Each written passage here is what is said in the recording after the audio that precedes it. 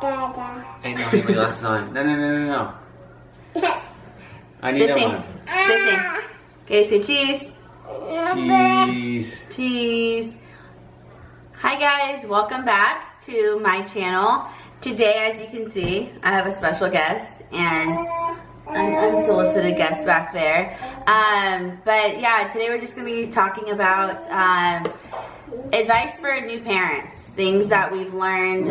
We had our second child, so things we've done differently to just kind of strengthen our marriage.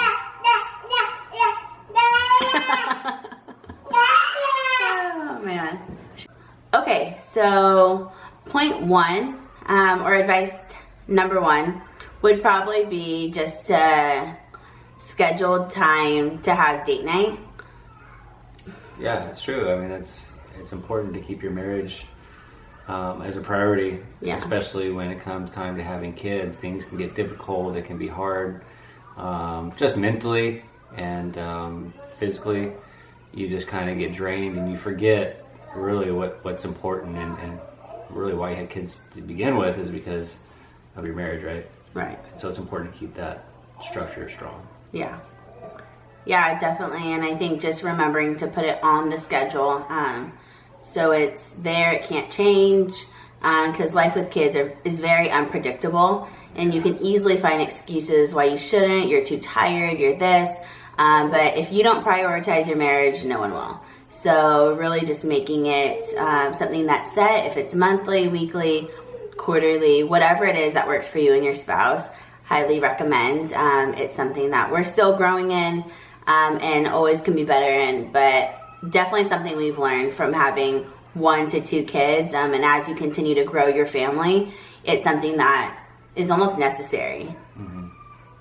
Okay, so tip number 2.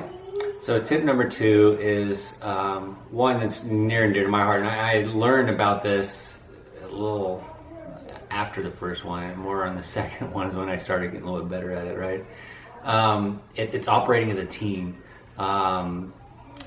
Coming from a male standpoint, like I love sports, I love football, is one of my favorite sports, and to operate well as a team in football, you have to work together. That's how you win the game. That's how you create continuity. And so that's one of the things that I really learned and wanted to be better at was operating as a team, but for both of us, to get on the right regimens, to help out. When one's tired, the other one steps in, or when the other one has something that they need to do, whether it's for work or with friends or whatever, just to try to allow that time, because we all need our own time, but at the same time, we need to help each other and step in for the other one when it's needed. And you can sense when the other person needs a minute or two or an hour or two or whatever it is of time to be by themselves. But it's just operating as a team. One's doing the dishes, the other one's cooking, one's cleaning, the other one's changing diapers or whatever it is. Yeah. So all the pressure and what's the word I'm looking for? Responsibility. Yeah, good. Thank you. That doesn't all fall on one person because that's hard. Yeah. She probably felt like that a little bit with the first one because I was working 60, 70 minimum hours a week, so a lot of it fell on her. And our second one is when I left my job as a district manager to be home more and become a realtor, so it just kind of gave me some more flexibility. Yeah.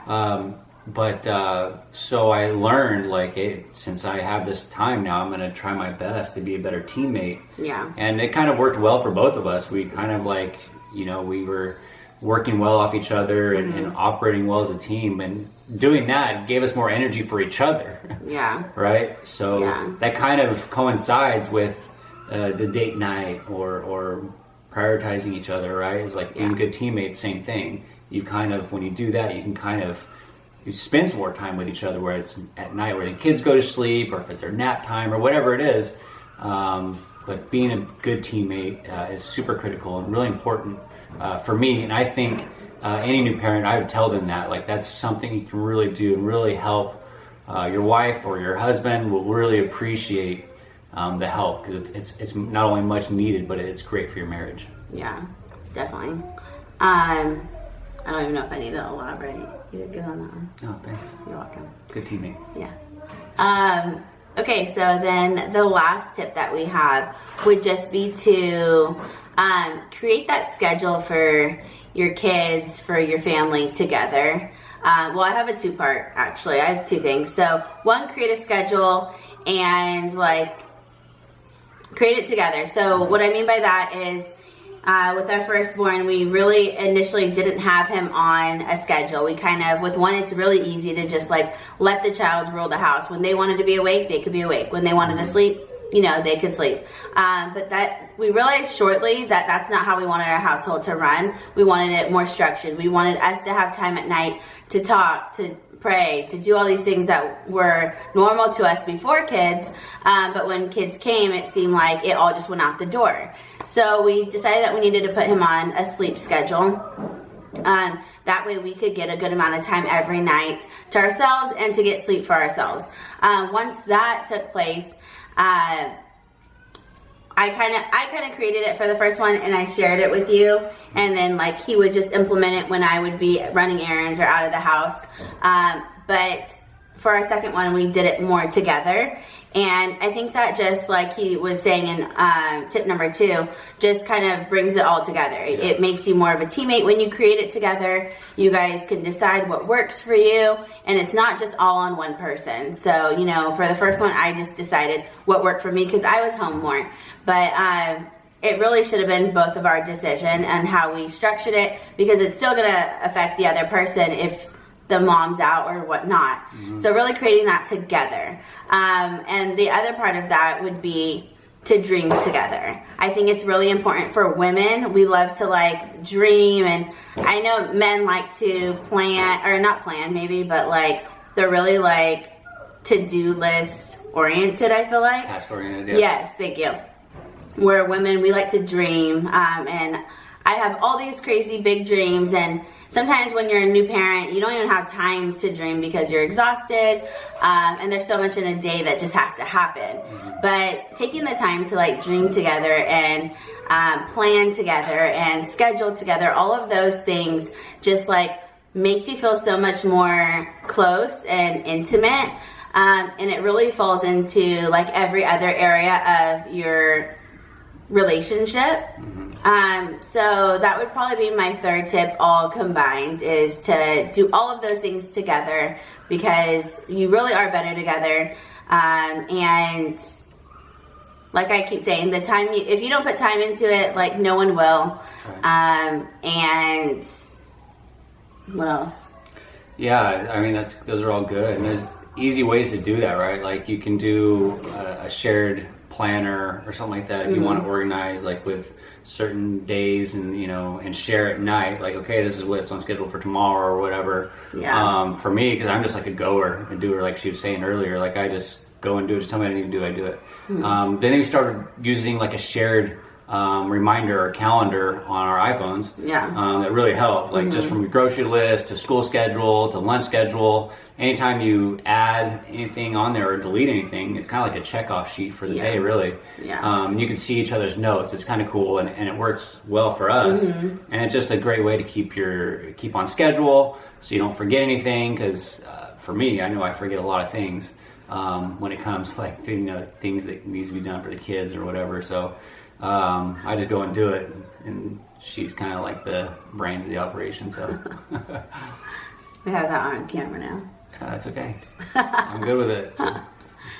Yeah, so, and I think any parenting book, if you're a new parent, I'm sure you've read a bunch, or maybe you haven't gotten there yet, but they all say, like all the good ones that I've read have pretty much said invest in your marriage. You know, it's a lot easier to parent with 2 parents than probably by yourself. So invest in your marriage. Don't feel guilty about it. You know, God's order is very specific in the Bible.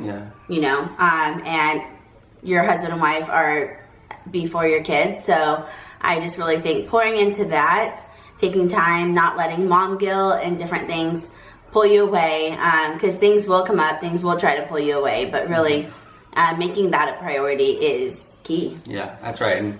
And I think even if you are a single parent, like this applies to you, because just spending time with yourself, with God, with friends and people you can trust and talk to. I think talking, because parenting's hard, right? It's not easy. It's a hard job. It's pulls on those heartstrings. It's happy. It's hard. It's fun. It can be sad. It can be lonely, like if you're by yourself. So I think just talking about those things with other people is really important, and just spending that time with adults. I know for me, sometimes I can get, if I just have the kids all day, I can get in my own head and just be like, what the heck, and all these thoughts come in because I'm not really talking to anybody, any adult, and they can kind of help me work through my thoughts. So if you're a single parent too, this applies to you as well. I think it's really important to listen to these things and apply them as you can. Yeah, that's good. I think that's it. That sounds good. We'll stick to 3. So hopefully this helped you guys today. And if you want more of us together or more marriage parenting tips, please let us know. We would love to share what we're learning as we go through it. But yeah, that's it. Anything else to say? No. Thank you. Subscribe. Thanks, guys. Bye.